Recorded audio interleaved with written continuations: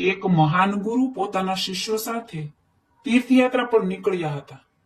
બપોરનો સમય હતો, જેના કારણે સૂર્યના કિરણો સીધા પોતાના માથા પર પડતા હતા, જેનાથી એ થોડા ચાલ્યા પછી થાકી ગયા હતા. માટે તેઓ પોતાનો થાક મટાવવા માટે જંગલમાં જ થોડો સમય થોભી ગયા. તેઓ આરામ કરતા હતા ત્યાં જંગલમાં કોઈકનો અવાજ આવ્યો. એ અવાજ ગુરુજીએ સાંભળ્યો. ગુરુજીએ વિચાર કર્યો, આ અવાજ કોનો હશે ને ક્યાંથી આવતો હશે?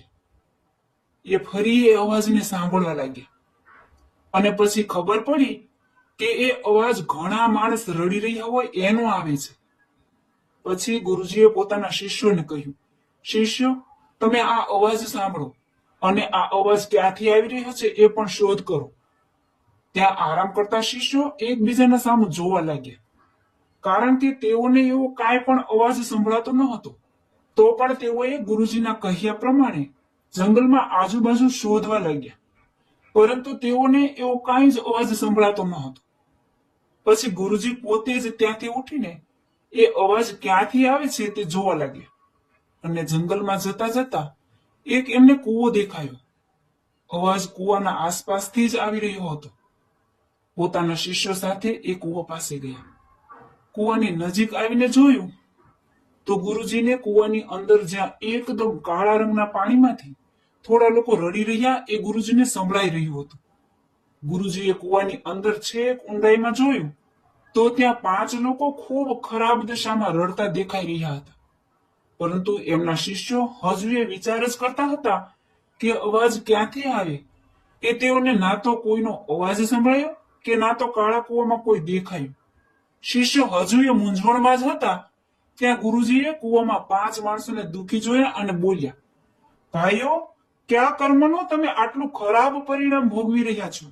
ગુરુજીનું આટલું બોલતાની સાથે જ તેઓ 5 હજુ વધુ જોરથી રડવા લાગ્યા. ત્યારે ગુરુજીએ પોતાના શિષ્યોને કહ્યું કે અહીં આ કૂવામાં 5 પ્રેત આત્માઓ છે. એટલું સાંભળીને જ શિષ્યો ગભરાઈ ગયા. ત્યારે ગુરુજી બોલ્યા, શિષ્યો, તમે ગભરાશો નહીં.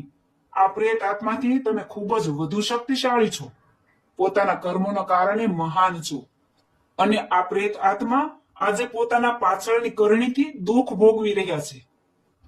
આજના સમયમાં એ લોકોથી દુર્બળ કોઈ નથી. ત્યારે શિષ્યોએ પૂછ્યું કે તેઓની સાથે આવું કેમ થયું? ત્યારે પહેલી આત્મા બોલી કે હું પાછલા જન્મમાં એક ખૂબ જ બુદ્ધિશાળી બ્રાહ્મણ હતો અને હું ભિક્ષા માંગતો હતો, પરંતુ એ ભિક્ષાને હું પોતાના ભોગવિલાસમાં જ ખર્ચ કરી દેતો હતો, જેનું પાપ હું ભોગવી રહ્યો છું. બીજાએ જવાબ આપ્યો કે હું એક ક્ષત્રિય હતો અને પોતાની શક્તિનો દુરુપયોગ કરતો હતો અને પોતાની શક્તિ નિર્બળ અને ગરીબો ઉપર પ્રયોગ કરતો હતો, જેનો પાપ હું ભોગવી રહ્યો છું. ત્રીજાએ જવાબ આપતા કહ્યું કે હું એક દૂધનો વ્યાપાર કરતો હતો, જેમાં પોતાના ફાયદા માટે દૂધમાં ખૂબ જ પાણી અને ખૂબ જ પ્રમાણમાં નશીલા પદાર્થોનું મિશ્રણ કરતો હતો, જેના કારણે હું આ પાપને ભોગવી રહ્યો છું. ચોથાએ જવાબ આપતા બોલ્યો કે હું ખૂબ જ નકારો અને આળસુ હતો અને પોતાની જિમ્મેદારીથી ભાગતો હતો અને પોતાના માતા પિતાને મારતો હતો અને આખો દિવસ બસ નશામાં જ રહેતો હતો, જેના કારણે હું આ પાપને ભોગવી રહ્યો છું. પાંચમો જવાબ આપતા બોલ્યો કે હું એક લેખક હતો, અશ્લીલ કથાઓ લખતો હતો, જેના કારણે પૂરા સમાજમાં વાસનાના પાઠ શીખવી દીધા હતા, જેના કારણે હું આ પાપને ભોગવી રહ્યો છું. એમ એ 5 પોતપોતાના પાપો ભોગવી રહ્યા છે. પોતાનું કર્મ જ પોતાની સાચી ઓળખ છે. ભગવાન બધાના નિયમ અને કર્મનો હિસાબ રાખે જ છે અને ખરા સમય પર એ બતાવી જ દે છે. એટલા માટે હંમેશા સાચા માર્ગ પર ચાલવું અને પોતાનાથી કંઈક ભૂલ થઈ ગઈ હોય તો એને સુધારવાની કોશિશ કરવી.